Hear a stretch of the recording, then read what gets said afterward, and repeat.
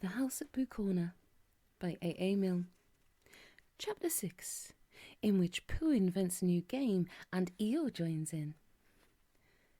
By the time it came to the edge of the forest, the stream had grown up so that it was almost a river, and being grown up, it did not run and jump and sparkle along as it used to do when it was younger, but moved more slowly, for it knew now where it was going, and it said to itself, "There is no hurry. We shall get there some day." But all the little streams higher up in the forest went this way and that, quickly, eagerly, having so much to find out before it was too late. There was a broad track, almost as broad as a road, leading from the outland to the forest. But before it could come to the forest, it had to cross the river. So where it crossed, there was a wooden bridge, almost as broad as a road, with wooden rails on each side of it. Christopher Robin could just get his chin onto the top rail if he wanted to, but it was more fun to stand on the bottom rail so he could lean right over and watch the river slipping slowly away beneath him. Pooh could get his chin onto the bottom rail if he wanted to, but it was more fun to lie down and get his head under it and watch the river slipping slowly away beneath him. And this was the only way in which Piglet and Roo could watch the river at all, because they were too small to reach the bottom rail, so they would lie down and watch it, and it slipped away very slowly, being in no hurry to get there. One day, when Pooh was walking towards this bridge, he was trying to make up a piece of poetry about fir cones, because there they were, lying about on each side of him, and he felt singy. So he picked a fir cone up and looked at it and said to himself, "This is a very good fir cone, and something ought to rhyme to it."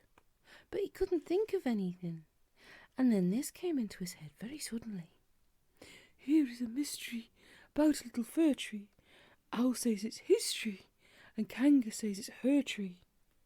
"Which doesn't make sense," said Pooh, "because Kanga doesn't live in a tree." He had just come to the bridge, and not looking where he was going, he tripped over something, and the fir cone jerked out of his paw into the river. "Oh, bother!" said Pooh, as it floated slowly under the bridge, and he went back to get another fir cone, which had a rhyme to it.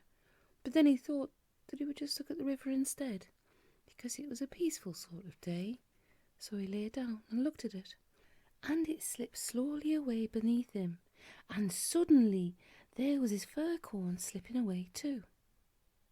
"That's funny," said Pooh. "I dropped it on the other side," said Pooh, "and it came out on this side. I wonder if it would do it again." And then he went back for some more fir cones. It did. It kept on doing it. Then he dropped two in at once and leant over the bridge to see which of them would come out first. And one of them did, but as they were both the same size, he didn't know if it was the one which he wanted to win or the other one. So the next time he dropped one big one and one little one, and the big one came out first, which was what he had said it would do, and the little one came out last, which was what he had said it would do. So he'd won twice. And when he went home for tea, he had won 36 and lost 28, which meant that you take 28 from 36, and that's what he was, instead of the other way round. And that was the beginning of the game called Pooh Sticks, which Pooh invented, and which he and his friends used to play off the edge of the forest. But they played with sticks instead of fir cones, because they were easier to mark. Now one day, Pooh and Piglet and Rabbit and Roo were all playing Pooh Sticks together. They had dropped their sticks in when Rabbit said, "Go!" And then they had hurried across to the other side of the bridge, and now they were all leaning over the edge, waiting to see whose stick would come out first. But it was a long time coming, because the river was very lazy that day, and hardly seemed to mind if it didn't ever get there at all. "I can see mine!" cried Roo. "No, I can't. It's something else. Can you see yours, Piglet? I thought I could see mine, but I couldn't. There it is. No, it isn't. Can you see yours, Pooh?" "No," said Pooh. "I expect my stick's stuck," said Roo. "Rabbit, my stick's stuck. Is your stick stuck, Piglet?" "They always take longer than you think," said Rabbit. "How long do you think they'll take?" asked Roo. I can see yours, Piglet," said Pooh suddenly. "Mine's a sort of greyish one," said Piglet, not daring to lean too far over in case he fell in. Yes, that's what I can see. It's coming over on my side. Rabbit leant over further than ever, looking for his, and Roo wriggled up and down, calling out, Come on, stick, stick, stick, stick. And Piglet got very excited because his was the only one which he had seen, and that meant he was winning. It's coming, said Pooh. Are you sure it's mine? Squeaked Piglet excitedly. Yes, because it's grey, a big grey one. Here comes a very big grey. Oh no, it isn't. It's Eeyore. And out floated Eeyore. Eeyore! Cried everybody. Looking very calm, very dignified, with his legs in the air, came Eeyore from beneath the bridge. It's Eeyore! Cried Roo, terribly excited. Is that so? Said Eeyore, getting caught up by a little eddy and turning slowly around 3 times. I wondered. I didn't know you were playing, said Roo. I'm not, said Eeyore. Eeyore, what are you doing there? Said Rabbit. I'll give you 3 guesses, Rabbit. Digging holes in the ground, wrong. Leaping from branch to branch of a young oak tree, wrong. Waiting for somebody to help me out of the river, right. Give Rabbit time and he'll always get the answer. But Eeyore, said Pooh in distress, what can we, how should we, what do you think, woohoo? Yes, said Eeyore, one of those would be just the thing.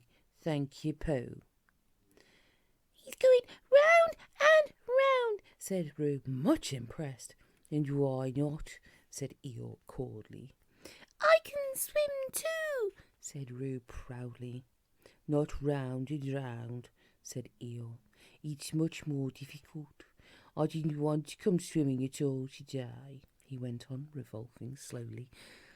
But if when in I decide to practice a slight circular movement from right to left, or perhaps I should say, he added, as he got into another eddy, from left to right, just as happens to occur to me, it's nobody's business but my own. There was a moment's silence while everybody thought. I've got a sort of idea, said Pooh at last, but I don't suppose it's a very good one. I don't suppose it is either, said Eeyore. Go on, Pooh, said Rabbit. Let's have it.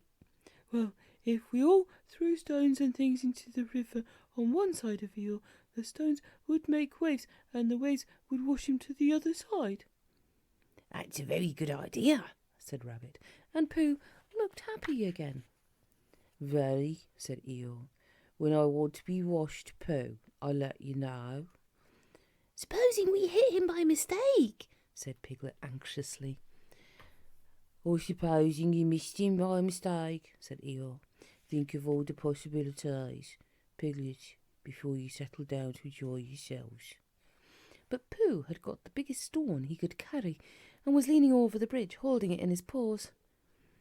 I'm not throwing it, I'm dropping it, Eeyore, he explained. And then I can't miss. I can't hit you. Could you stop turning around for a moment, because it muddles me rather? No, said Eeyore. I like turning round. Rabbit began to feel that it was time he took command. Now, Pooh, he said. When I say now, you can drop it.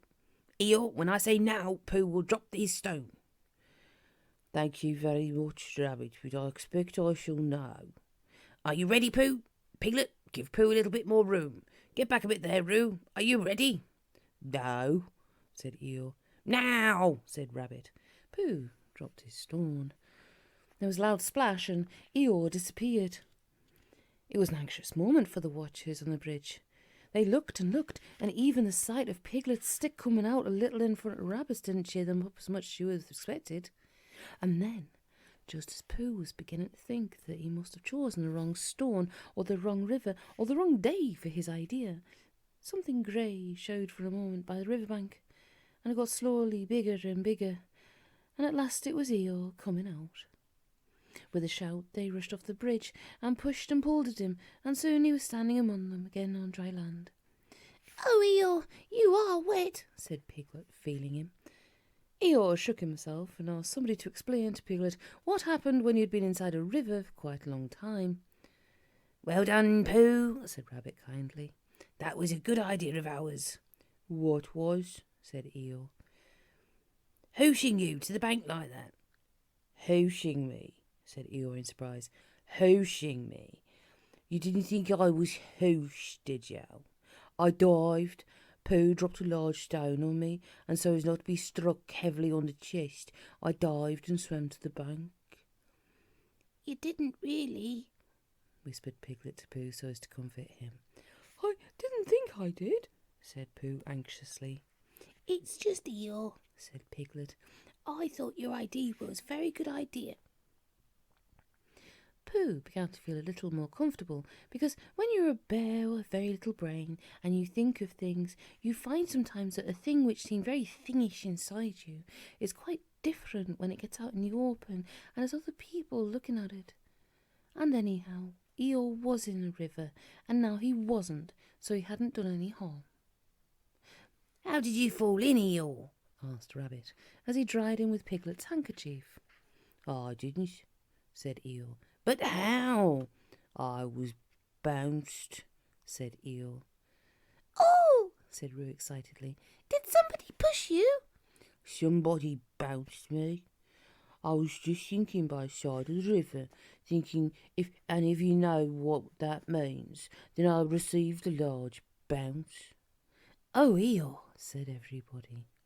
Are you sure you didn't slip? asked Rabbit wisely. Of course I slipped. If you're standing on the slippery bank of a river and somebody bounces you loudly from behind, you slip. What did you think I did? But who did it? asked Roo. Eeyore didn't answer. I expect it was Tigger, said Piglet nervously. But Eeyore, said Pooh, was it a joke or an accident? I mean, I didn't stop to ask, Pooh. Even at the very bottom of the river I didn't stop to say it to myself. Is this a hearty joke, or is this a merest accident? I just floated to the surface and said to myself, it's wet, if you know what I mean. And where was Tigger? asked Rabbit. Before Eeyore could answer, there was a loud noise behind them, and through the hedge came Tigger himself. Well, hello, everybody, said Tigger cheerfully. Hello, Tigger, said Roo. Rabbit became very important suddenly. Tigger, he said solemnly. What happened just now? Just when? said Tigger, a little uncomfortably. When you bounced Eeyore into the river. I didn't bounce him. You bounced me, said Eeyore gruffly. I didn't really. I had a cough, and I happened to be behind Eeyore, and I said, wow, wow. Why? said Rabbit, helping Piglet up and dusting him. It's all right, Piglet. It took me by surprise, said Piglet nervously.